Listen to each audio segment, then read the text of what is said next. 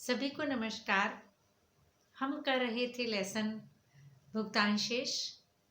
इससे पिछले टॉपिक में हमने किया था भुगतान शेष क्या होता है। एक देश का शेष विश्व के साथ सभी प्रकार के आर्थिक लेन देन का लिखित ब्यौरा भुगतान शेष होता है। इसके बाद हमने किया था भुगतान शेष। एक टेबल बनाई थी हमने, एक तरफ लेनदारियां थी और एक तरफ देनदारियां थी। इसके बाद हमने किया था कि इसमें दो खाते होते हैं, एक चालू खाता होता है, एक पूंजीगत खाता होता है। ये हम पढ़ चुके थे, है ना, पिछले टॉपिक में। जो बच्चे आज वाला देख रहे हैं लेसन, वो पिछला टॉपिक ज़रूर देख लें। आज हम करने जा रहे हैं व्यापार शेष क्या है, चालू खाते का शेष क्या है और भुगतान शेष। इन तीनों में क्या फ़र्क है और इनके पॉजिटिव होने का मतलब क्या है, नेगेटिव होने का मतलब क्या है, ज़ीरो होने का मतलब क्या है। आज हम इसको करेंगे। व्यापार शेष क्या है? आपने सिर्फ ना सबसे पहले कोई भी इन तीनों चीज़ों में से जो भी आप करेंगे ना, सबसे पहले आपको कल वाली टेबल याद होनी चाहिए, चालू खाते वाली भी और पूंजीगत खाते की भी, यानी भुगतान शेष की कंप्लीट टेबल याद कर लीजिए। व्यापार शेष क्या है? व्यापार शेष है वस्तुओं का निर्यात माइनस वस्तुओं का आयात। यानी जो भुगतान शेष की टेबल बनाई थी ना आपने, पहला पॉइंट, सिर्फ पहला पॉइंट, वस्तुओं का निर्यात माइनस वस्तुओं का आयात।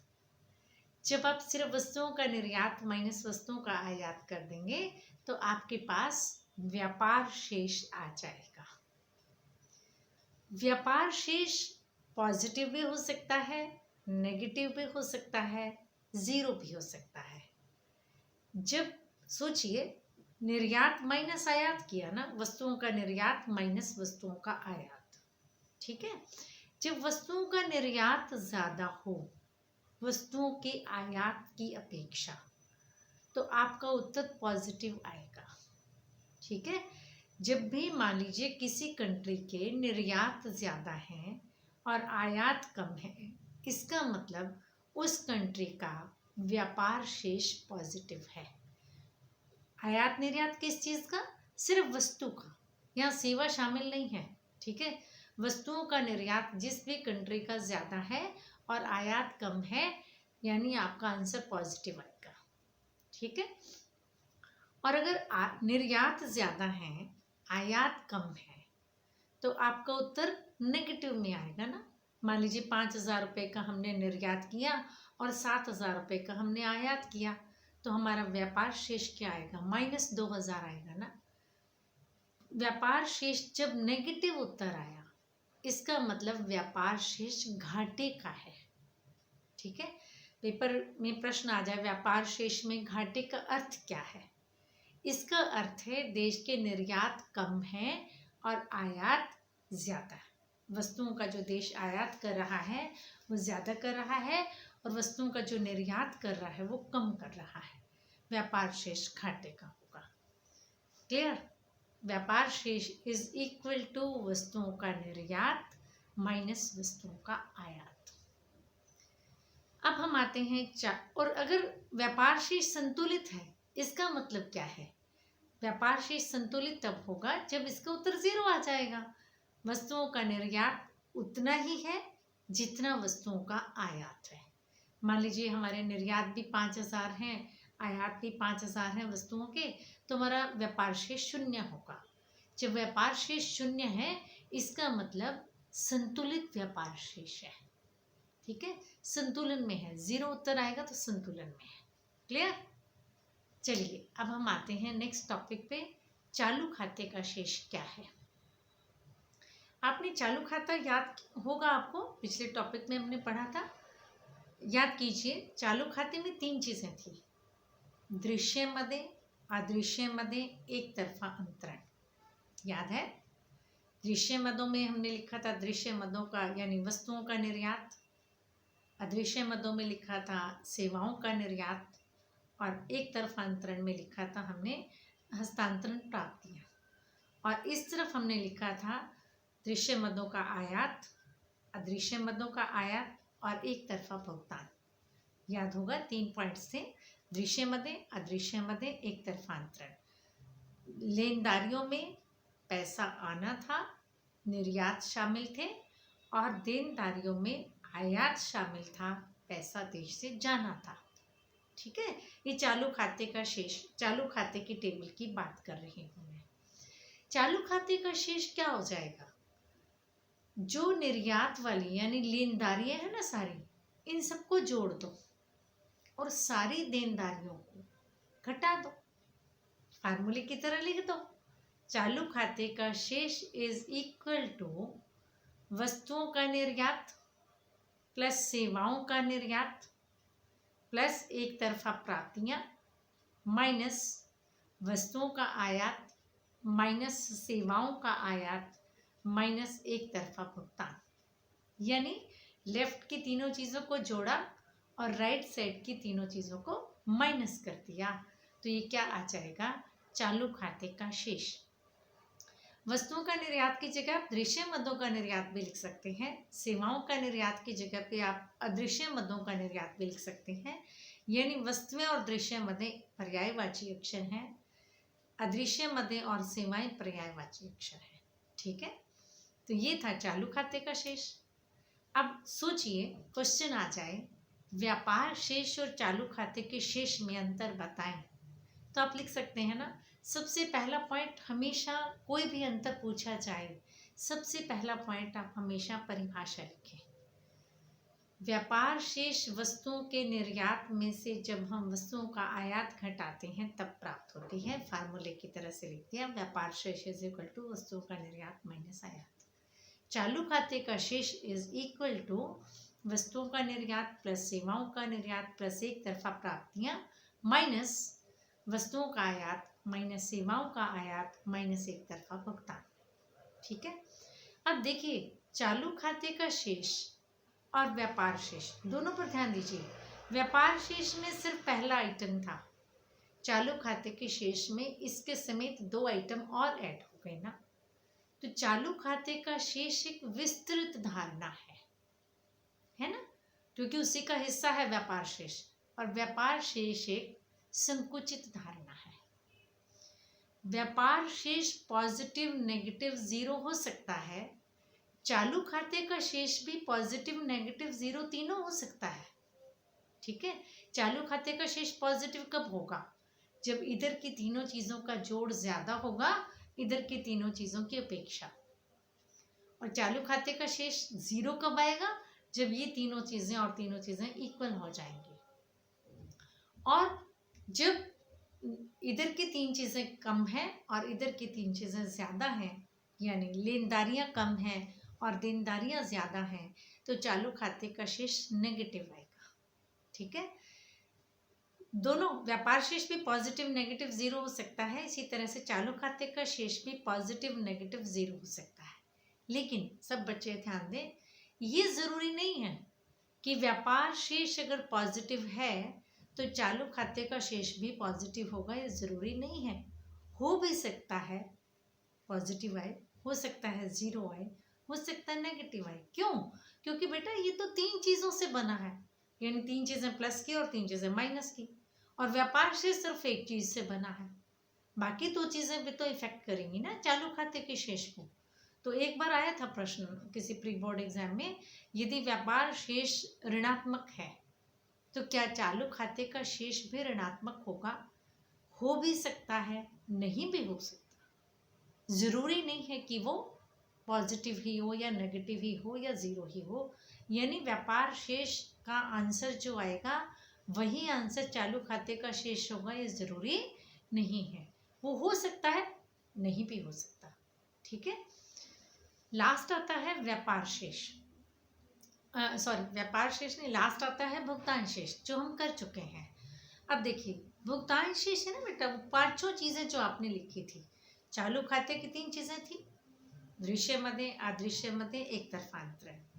पूंजीगत खाते के 2 भाग थे, याद कीजिए। वो कौन कौन से थे? निवेश और ऋण, है ना। ऋण लेना इधर शामिल था, विदेशों द्वारा निवेश करना शामिल था, और राइट साइड में हमने लिखा था ऋण देना और देश द्वारा अन्य देशों में निवेश करना। 5 चीजें टोटल, भुगतान शेष में टोटल 5 चीजें हैं इधर और 5 चीजें हैं इधर। लेनदारियों में भी 5 चीजें हैं, देनदारियों में भी टोटल 5 चीजें हैं। इन पांचों को जोड़ के हम इन पांचों को घटा दें तो वो हमारा होता है भुगतान शेष। भुगतान शेष लिखित रूप में हमेशा संतुलित होता है। जब हम टोटल बनाते हैं ना बेटा, इधर का टोटल पूरा और इधर का टोटल पूरा इक्वल आता है, ठीक है, लिखित रूप में संतुलित होता है। अगर इसमें असंतुलन है, इसका मतलब है चालू खाते का शेष असंतुलित है, ठीक है। जो हमने अभी बताया, चालू खाते का शेष पॉजिटिव हो सकता है, जीरो हो सकता है, नेगेटिव हो सकता है। जब भी चालू खाते का शेष सोचिए पॉजिटिव है तो पूंजीगत खाते का शेष क्या हो जाएगा, नेगेटिव होगा, पक्का। क्यों? देखिए, इधर की पूरी लाइन का टोटल और इधर की पूरी लाइन का टोटल इक्वल आना चाहिए ना हमारा। अगर ऊपर चालू खाते के शेष में ये हिस्सा ज्यादा है इससे, तो पूंजीगत खाते में ये हिस्सा कम होगा और ये हिस्सा ज्यादा होगा, तभी तो आंसर इक्वल आएगा।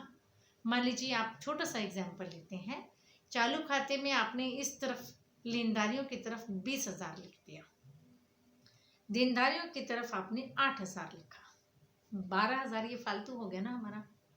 जब उत्तर बनेगा तो ये पूंजीगत खाते के राइट साइड में 12,000 ज्यादा आना चाहिए, तभी तो इक्वल आंसर आएगा, ठीक है।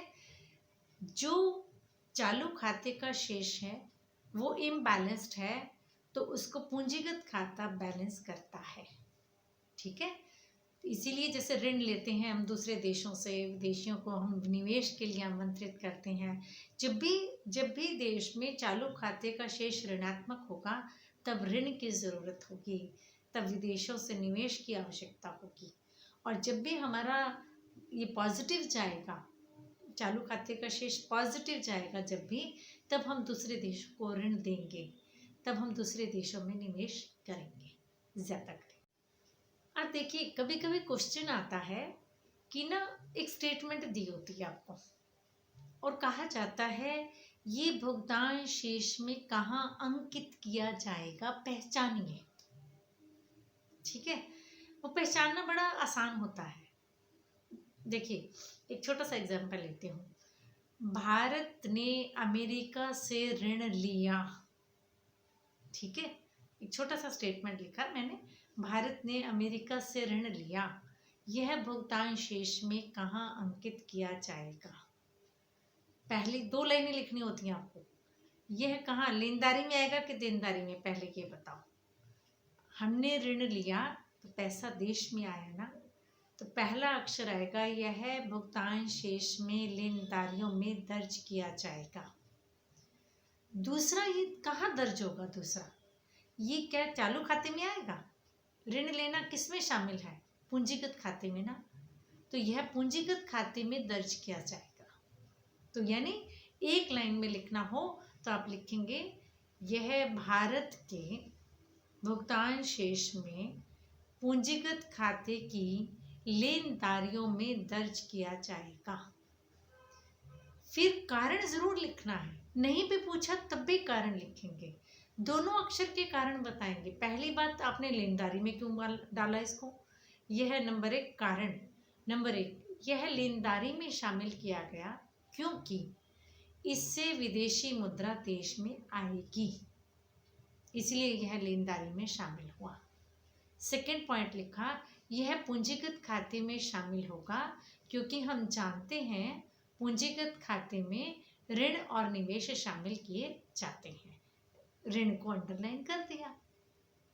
ओवर 3 नंबर का आया, 3 नंबर पूरे, 2 का है तो भी 2 पूरे, कितने का भी आया आपको ऐसे लिखना है।